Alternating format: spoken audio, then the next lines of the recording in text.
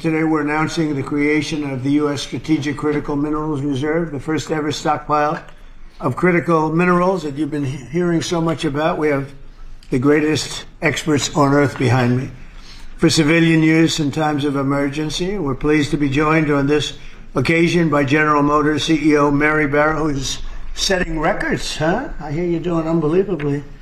24 hours round the clock, your factories, and you're building brand new factories. Amazing. Great job, Mary.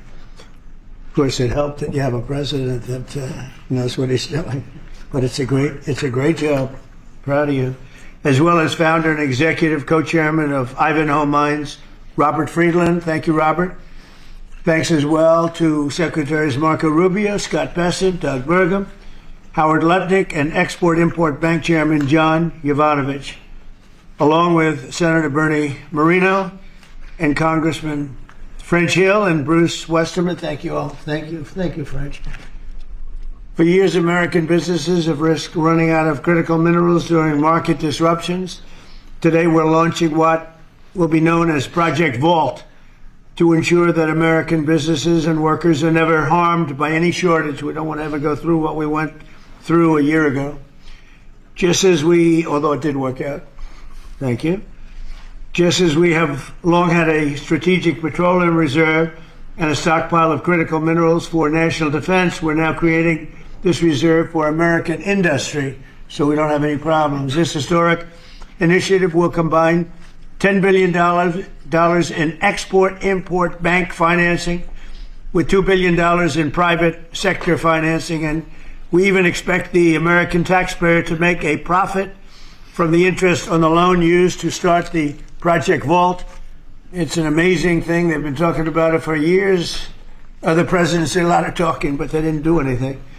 Over the past year, my administration has taken extraordinary steps to make sure the United States has all of the critical minerals and rare earths that we need. We're investing in mining projects. We're expediting federal permitting. The federal permitting, and a lot of it is Lee Zeldin, who's been fantastic, but federal permitting is such a big deal. And we're doing that. The permitting of mines and signing major critical mineral deals with countries from all over the world, and we're getting along with all of them. Every one of them, they want to be in the proper position. We're working very well with countries from all over the world. Today, we're building on these achievements with this vital new reserve. And now I would like to ask Ex-Im Chairman John Yovanovitch to say a few words, followed by our friends from business and Congress. We'll go over that. But we have some great business leaders, the best, here today. And John, if you would start it off, that'd be great. Yeah. Thank you. Thank you, Mr. President. The President gave us a very clear directive. By clear directive, it was much more of an order for us to figure out how to, for the first time in American history, create a strategic critical minerals reserve in a way that would benefit the non-military manufacturing complex. And the challenge was enormous, not simply because it had never been done before, Mr. President, but we knew that you expected us to deliver in a big way, in a way that was scalable, in a way that was designed for long-term success, and in a way that would help revitalize our domestic mining industry. But most importantly, most crucially, that it not be subsidized by American taxpayers.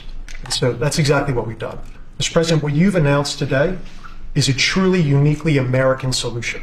It brings together our capital markets, which are the best and biggest in the world, with our manufacturers, our innovators, our miners, all pitching in to make this possible. Now, these things don't happen without the best and the brightest within industry being at the table. And Mr. President, everyone wants to engage with this administration, with your administration. The key ingredient here was your call to action. Your call to action allowed us to bring together the best players in the market, sometimes the fiercest competitors, getting them to work together to come up with a creative solution. Now, in addition to our great team at the Export-Import Bank, who worked around the clock, led by Brian Greeley, Jeff Wilson, Sarah Whitten, many others, we benefited from having the biggest manufacturing CEOs, the smartest market players at the table, all looking to solve this problem. So what we have with Project Vault is marrying the capital solution with what we need when we need it most. And the best part about it is that the American taxpayer will earn a return on financing the first ever strategic critical minerals reserve in history. And we thank you, Mr. President, for allowing this to happen. All of the people around us today helped make it possible. Our cabinet secretaries, our top CEOs, their teams, top market players, whether it be GM, GE Vernova, Boeing, Clarios, Google, Mercurio, especially Brian Fallick, Hartree, Traxxas, our friend Robert Friedland. All of us work together, Mr. President, to deliver this for you, and for the American people, so that manufacturers and workers all across the country can rest assured they'll have what they need when they need it most. And you're covering everything with this. We're not just doing certain minerals and rare earths. We're doing everything. Everything on the critical What about list. magnets? We're focused on the critical raw materials, and we anticipate that led by our great manufacturers, will help breed even more solutions. Great job. Thank you very much. Doug Burgum, please. Mr. President, again, I want to echo what John said, which is a great thank you to you.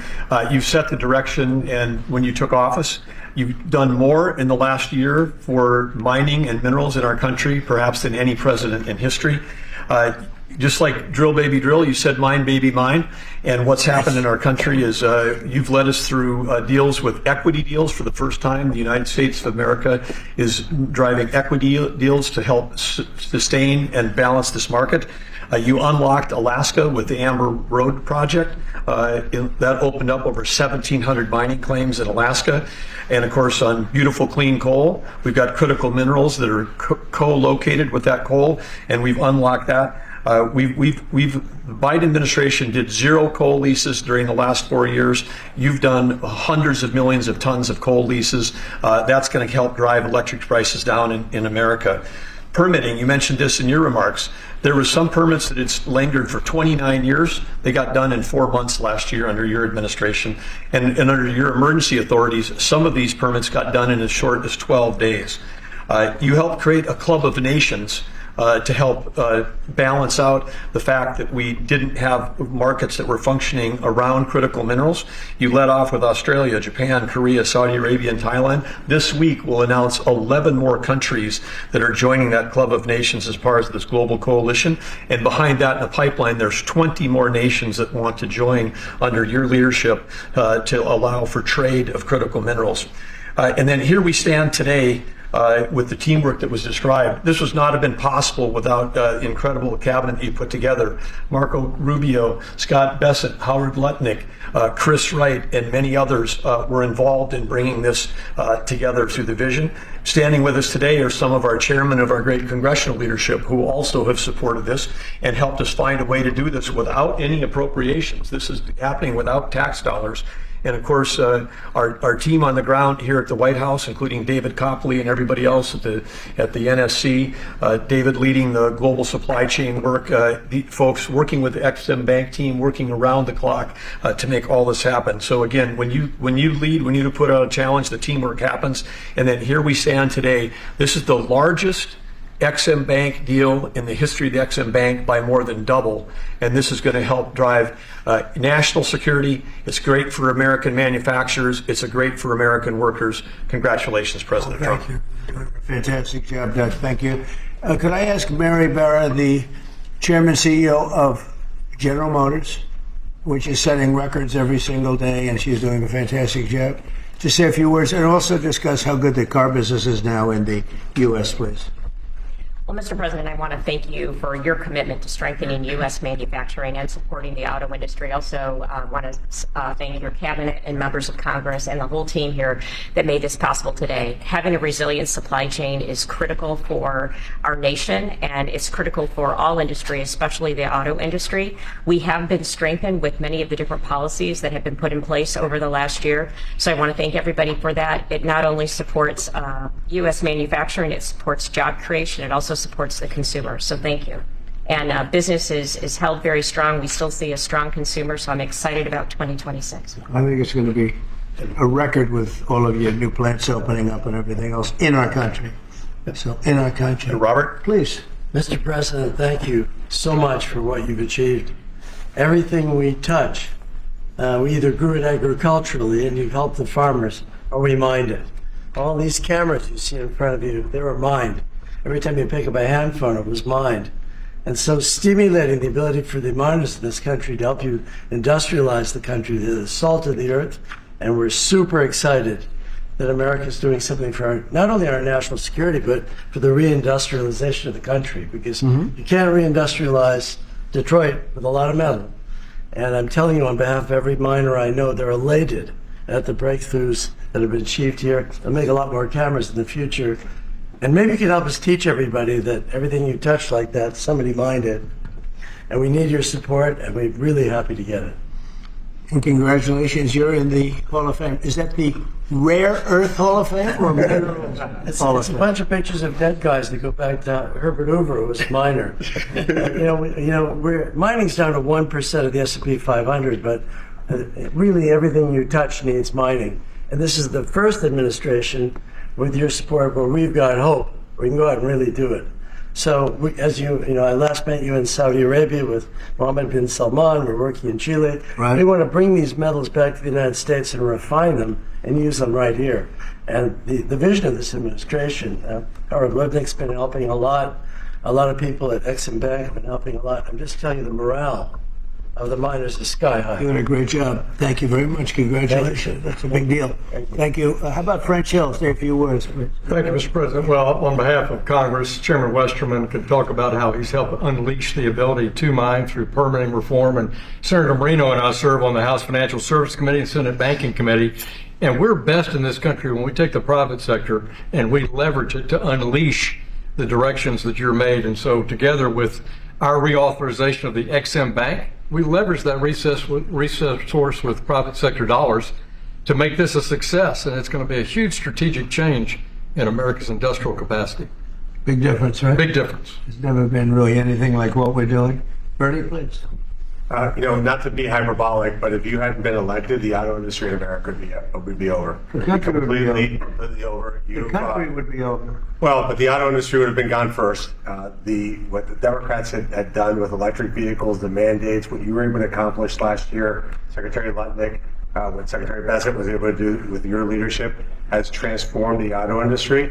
And I tell you, it's never been better for people in the auto industry. I hear from all my friends, they are elated. And the worst part is that the people that you really saved were the car dealers in California and New York and New Jersey. Right? And they fought me all the way, Mary, right? They fought me all the way, and now they're saying thank you very much.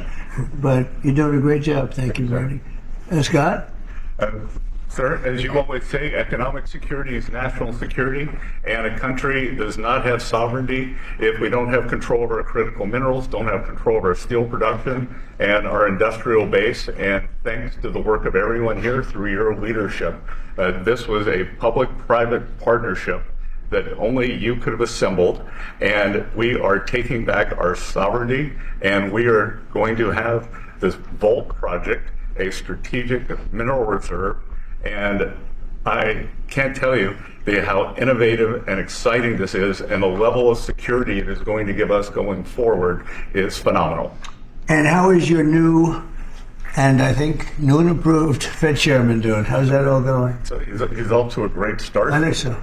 He had so much built-in credibility, and as the American people, smart people, like Representative Hill, the Senator Moreno, they already knew him, and as the American people get to know him, the important thing is that they will be able to trust the Federal Reserve to steer the economy for them.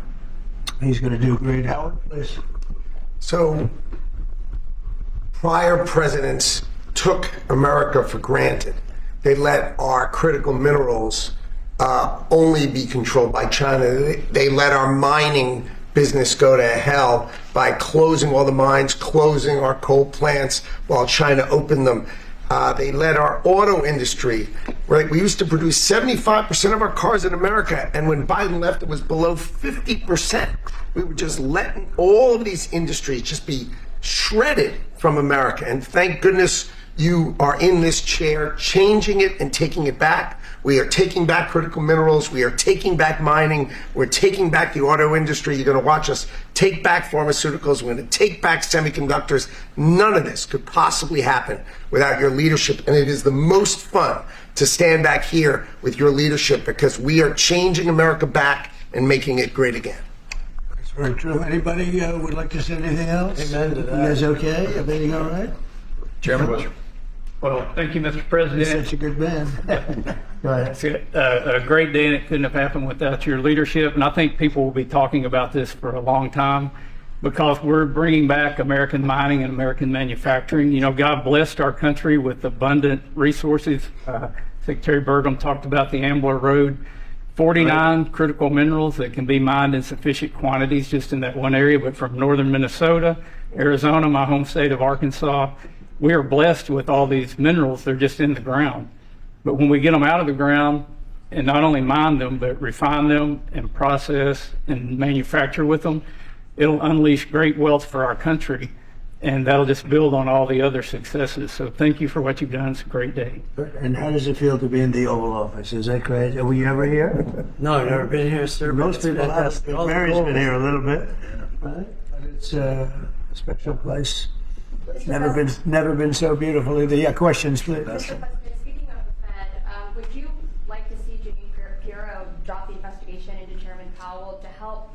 Senator Tillis has basically said that he's not going to really be working with the administration to help bring war. So would you like to see the investigation? No, she's going go to away? take it to the end and see. Like you're doing a small renovation, and they've spent almost $4 billion doing a small renovation. I'm doing buildings. I built a hotel, the Waldorf it's called, and I did it for around $200 million. It's a much bigger job. They're spending almost, it could be $4 billion. I'll tell you what, I don't even see an end in sight. I feel badly for the new Fed chairman because he may not have an office for 4 years. I don't know what these people are doing. So it's either gross incompetence or it's theft of some kind or kickbacks. I don't know what it is, but Janine Pirro is incredible and she'll figure it out. But no, you want to take it and just find out what happened because we can't go around doing a renovation of a small little complex, very small, a couple of little buildings, and spend billions and billions of dollars on it. Something went wrong. We have to find out what it was. Yeah, please. Mr. President, thank you. Speaking of renovations, you announced you wanted to build a new and spectacular entertainment complex at the Kennedy Center. Right. Do you plan on tearing it down, and how much will all of the renovations cost? Probably around $200 million. And, it's funny, in real estate and building, I've done so much of it. I've done so well with it. You want to sit with something for a little while before you decide on what you want to do. And, we sat with it. We ran it. It's in very bad shape. It's run down. It's dilapidated. It's sort of dangerous. Things fall out of ceilings. You've seen it. And we had some big events there. We had a lot of great events there over the last year, but you can't do any work because people are coming in and out, and you have to work. When we have a marble man over there the other day, he said, every time I put down a piece of marble, people are stepping on the marble. They don't even have time to dry. And you can't do the same quality job if you close it, and we're fully financed. And so we're going to close it, and we're going to make it unbelievable, far better than it ever was. And we'll be able to do it properly. I was thinking maybe there's a way of doing it simultaneously, but there really isn't. And we're going to have something that when it opens, it's going to be brand new, beautiful. I'm not ripping it down. I'll be using the steel. So we're using the structure. We're using some of the marble, and some of the marble comes down. But when it's open, it'll be brand new and really beautiful. It'll be at the highest level. We can do a much better job, probably in a way a faster job in terms, because when you do it piecemeal, for instance, they have a play tonight, and you can't do anything. You have to pull out everything, and you can't have stanchions all over the place, and people are walking in to see a play. So we'll be closing it sometime around July 4th. It's like we'll close it on July 4th in order to do something great for America, and then we're going to build it. We have great contractors. We're going to build it, and we'll do it right. We're using the highest grade marbles, the highest grade everything. It'll be brand new. Tremendous carriers putting in the air conditioning, or I guess they're a bidder, but they're probably going to get it. Carrier. We're going to have all brand new air conditioning, heating. The steel will all be checked out because it'll be fully exposed. It's been up for a long time. But as anybody knows, it was in very bad shape. Wasn't kept well before I got there. So we're going to make it, I think there won't be anything like it in the country. Sir, Mr. President. Yeah, please. About your meeting with President Petro later this week, he's been quite critical of you since you spoke back in January after the Maduro raid. What would you like to hear from him tomorrow in terms of drug trafficking in Venezuela? What are your Well, we're going to see. I mean, he's been very nice over the last month or two. He was certainly critical before that, but somehow after the Venezuelan raid, he became very nice. He changed his attitude very much. So, no, I look forward to seeing him. He's coming in. We're going to be talking about drugs because tremendous amounts of drugs come out of his country. And I look forward to seeing. We're going to have a good meeting. Yeah. Steve? Steve Witkoff is going to meet with the Iranian Foreign Minister on Friday. What are you hoping he'll get out of that meeting? Well, you're going to have a lot of things are happening. You have Iran and you have Russia, Ukraine, and you have the Middle East. We have a lot of things going. A lot of problems were here for a long time before I got here. We settled 8 wars, and I think we're doing very well with Ukraine and Russia. For the first time, I'm saying that. I think we're going to maybe have some good news. We're losing 25,000 people a month are being killed in that war, ridiculous war. 25,000. It was 31,000 last month. Think of it. Young, beautiful kids, the kids of parents, their parents. It doesn't affect us in one way, but in another way, it's 25,000 souls that if I can solve it, we're not spending money like Biden did. He gave $350 billion away. I make everyone pay. And the United Nations, they're a little bit involved, but if you take a look at what's happening, the countries of Europe are paying us for the weapons. So we have NATO paying, we send missiles over there, they pay us in full. It doesn't cost us 10 cents. And we make money, I guess, but I don't even want to talk about that because what I really want to do is save those people from dying. They lose, Mary, can you imagine 25,000 to 30,000 people a month? That's like a stadium full of people every single month. And, I was blessed with something where I can get these things done. Got 8 of them done. I thought all 8 were going to be more difficult than this one. I thought my relationship with President Putin would give us a, much easier road. But there's tremendous hatred between Zelensky and Putin. Tremendous hatred. I mean, it's a shame, but it's taken longer than we thought. I did call up President Putin, and he's agreed. He's put it out to. They have the same cold wave that we do. Maybe different because it's pretty far away, but it's the equivalent. And Ukraine's a very cold country. It's much colder than us. It's colder than, they say, on average, it's Canada or colder. And on top of that, they have a tremendous cold wave. And I asked him if he wouldn't shoot for a period of 1 week, no missiles going into Kiev or any other towns, and he's agreed to do it. So it's something. And what about Iran's nuclear program? Do you think Mr. Witkoff can deal on that? Well, we're talking about that. We have ships heading to Iran right now, big ones, biggest and the best. And we have talks going on with Iran. We'll see how it all works out. Mr. President, we'd like to speak with Mr. President, the Pentagon released National Defense Strategy last week, and it says... Where are you from with that, NASA? I'm from Europe. Good. I'm the trade in all states. Good. National Defense Strategy says that the U.S. will provide critical but only limited support for European defense. What does that mean, limited support? Will the U.S. still provide... Well, we get along very well with Europe. I do. Because, don't forget, I got the GDP lifted from 2% to 5%. Nobody thought that could be possible. And they're giving us a lot of that money. We have the best military equipment. We're selling it to NATO. But I get along very well. But Europe has to be careful because, there are those that say it's no longer recognizable between immigration and energy. It's there's so much potential. In UK, you have the North Sea oil, and they basically close it down. And then they buy energy from Norway, which is the North Sea oil. So you figure that when Norway's got trillions of dollars, they have to be careful. You need energy, and you can't do the windmills because the windmills, you're supposed to make money with energy, not lose money. So I'm very disappointed. I love Europe. I love the people of Europe. And they have to be very careful. They're at a tipping point. You have tremendous immigration problems, and you have tremendous energy problems. It's a bad combination. Mr. President, thank you, Mr. President. Kristi Noem just announced that you're deploying body cameras to Minneapolis. What's your thinking behind this decision, and do you want to see this? Well, it wasn't my decision. I leave it to her. They generally tend to be good for law enforcement because people can't lie about what's happening. So it's generally speaking, I think 80% good for law enforcement. But if she wants to do that, I'm okay with it. Remember one thing: we closed the border. I got elected on a disastrous border, and we have nobody coming in through our border anymore. We had 25 million people coming in 4 years through our border. Many of them were murderers and drug dealers and those mentally insane from mental institutions and insane asylums. And now we don't have anybody coming in. For 9 months now, I mean, they actually report zero. We have 0 people coming in, which I find hard to believe, but the Democrats do that report. They tend to be left-leaning that do that report. So I assume it's true. If it's not, it's a very tiny amount of people. But we basically have a tremendously perfect, strong border. And also crime levels are at the lowest point they've been in 125 years.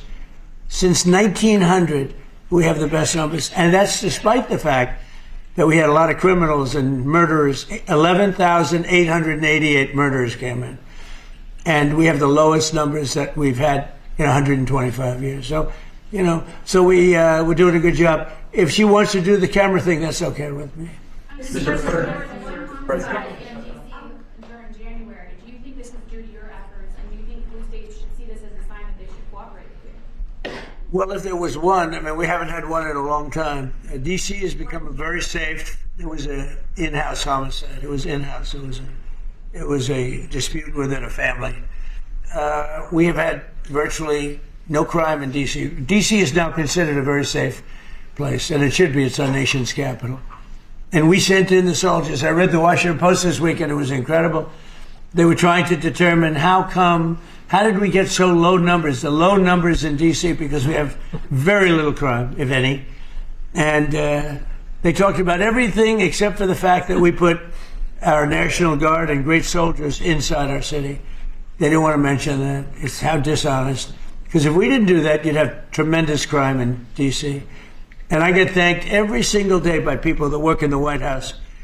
People, young ladies, men, they come up, thank you, sir, for making D.C. so safe. They walk to work now. A year and a half ago, they wouldn't have walked to work. They would have been killed or mugged or something would have happened to them. So it's, it's a great honor, but you got to read the story in the Washington Post. They do it. Crime is way down in D.C. Now, what's the reason for it? The reason for it is we have very big, strong, good-looking soldiers standing around. And I think they make the place look better. But this is our capital, and we have a very safe capital. We had a very dangerous capital before. Sir, yesterday you said you were speaking to people about Cuba to reach an agreement. What Right. sort of agreement are you hoping to reach? Is that with the Cuban government? Well, it's a What would you failed like to see nation from now, and they're not getting any money from Venezuela, and they're not getting any money from anywhere. It's a failed nation. Mexico is going to cease sending them oil. So I'd like to take care of the people that are here from Cuba. You know, we have many people that came from Cuba that were thrown out of Cuba or that fled Cuba. They came over on rafts. They went through shark-infested waters. I don't know how they did it. And it was many years ago. Many would like to go back. Many would like to at least visit their relatives. And I think we're pretty close. But we are dealing with the Cuban leaders right now. Mr. President, the Wall Street Journal reported that the royal family of Abu Dhabi invested hundreds of millions of dollars in your World Liberty Financial. Can you explain why you decided to take that investment? Was that a transaction? Well, I don't know about it. I know that crypto is a big thing, and they like it. A lot of people like it. The people behind me like it. My sons are handling that. My family is handling it. And I guess they get investments from different people. But I'm not. I have all I can handle right now with Iran and with Russia and Ukraine and with all the things we're doing. So I don't know exactly, other than, I'm a big crypto person. I'm the one that probably helped crypto more than anybody because I believe in it. And the reason I believe in it is because if we don't do it, Scott, I think we can say then China's going to do it, right? Yes, sir. If we don't do crypto, then China's going to do it. And it's just like AI. We're leading AI by a lot. And if we weren't leading, China would have led. They're very capable. They're very good. What do you have to say about that? You've made America the digital asset capital of the world. We did the Genius Act for stable coins. Many of the people standing up here are working on the Clarity Bill to I hope it gets done. Market structure. Yeah. And we're bringing U.S. best practices to an exciting the new industry, digital assets, innovation, and it spreads everywhere. So the U.S. And do you agree that if we didn't do it, China and others would, but China would? Oh, China would have had the lead, and then others around the world in terrible jurisdictions would have been doing it. And on Iran, sir, can you say what your threshold military action is? Well, I can't tell you what I'm going to do because right now, we have a tremendous force going there, just like we did in Venezuela, even bigger. And they'll be there soon. And I'd like to see a deal negotiated. I don't know that that's going to happen. But, I mean, if I knew I wouldn't be able to, I wouldn't tell you. I'd be very foolish if I would tell you. But right now we're talking to them. We're talking to Iran. And if we could work something out, that'd be great. And if we can't, probably bad things will happen. Yeah, please. On the government shutdown, do you think there could be a resolution to this issue? And have you gotten assurances from House Republicans? Well, I spoke with Speaker Johnson. I spoke with Leader Thune. And I think they're pretty close to a resolution. We were at 5.6% GDP, and we lost 1.5 points because of the 42-day shutdown. Think of that. We would have been at 7. Nobody ever saw a number like 7.